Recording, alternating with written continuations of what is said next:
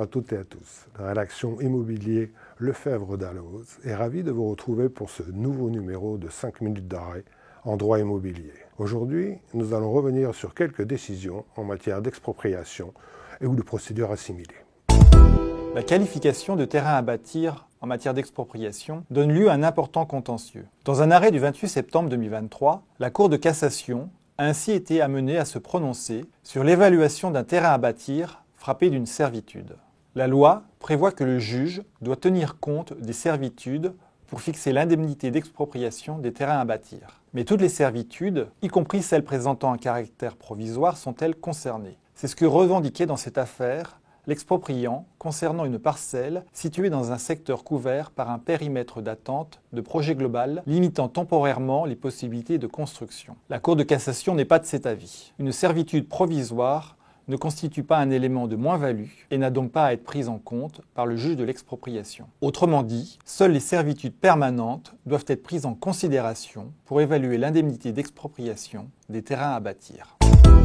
Autre arrêt de la Cour de cassation à retenir, celui rendu le 9 novembre 2023, cette fois en matière de droit de délaissement. Le droit de délaissement permet à un propriétaire dont le bien immobilier est grevé d'une réserve ou d'une servitude au profit d'une personne publique d'exiger qu'il soit procédé à l'acquisition de son bien.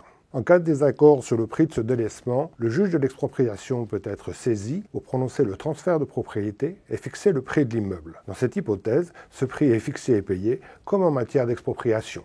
Les solutions rendues en la matière sont donc totalement transposables. Au cas particulier, il s'agissait d'un terrain faisant l'objet d'un emplacement réservé par le plan local d'urbanisme pour l'extension du cimetière communal. Usant de son droit de délaissement, le propriétaire met en demeure la commune d'acquérir le bien et le prix est fixé par le juge de l'expropriation. Mais le désaccord persiste. La discussion porte sur la prise en compte de constructions édifiées sur le terrain sans permis de construire et l'application d'un abattement de 20% pour construction illégale. La Cour d'appel valide cet abattement après avoir rappelé qu'en l'absence d'atteinte à un intérêt légitime, l'indemnisation pour délaissement ou expropriation de biens construits sans autorisation est en principe exclue. Le propriétaire conteste, selon lui, un tel abattement ne peut pas être pratiqué, car la prescription décennale prévue par l'article L. 494 du Code de l'urbanisme interdit toute action en démolition des constructions litigieuses. Son pourvoi est néanmoins rejeté par la Cour de cassation. Une partie significative des constructions présentes sur la parcelle délaissée ayant été édifiées sans permis de construire, la Cour d'appel a pu en conclure que cette situation constituait une moins-value, justifiant un abattement pour construction illicite, quand bien même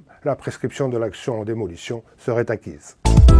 Pour finir, revenons sur l'évaluation de l'indemnité d'expropriation d'un terrain situé en zone inondable avec un arrêt de la Cour de cassation du 8 juin 2023. Dans cette affaire, une parcelle classée en zone rouge d'un plan de prévention des risques d'inondation avait été expropriée. La Cour d'appel de Bordeaux avait néanmoins considéré que cette parcelle devait être qualifiée de terrain à bâtir. En effet, le projet de révision du plan de prévention des risques, alors en cours d'adoption, avait modifié le classement de la parcelle litigieuse qui était passée en zone verte, soit en zone de faible aléa à l'inondation. De plus, la Cour d'appel avait relevé que le préfet avait déjà communiqué la nouvelle cartographie des risques à la commune sur laquelle se situait le terrain. L'expropriant avait alors déposé un pourvoi en cassation en rappelant que pour être qualifié de terrain à bâtir, une parcelle doit être située dans un secteur désigné comme constructible par un document d'urbanisme et satisfaire à certaines conditions de desserte. Or, le terrain se situait à la date de référence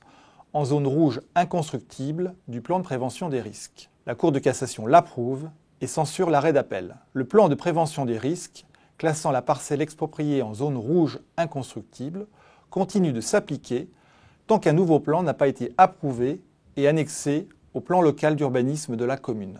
Le terrain ne pouvait donc pas être qualifié de terrain à bâtir. Merci beaucoup pour votre attention et à très bientôt pour un nouvel épisode de 5 minutes d'arrêt en droit immobilier.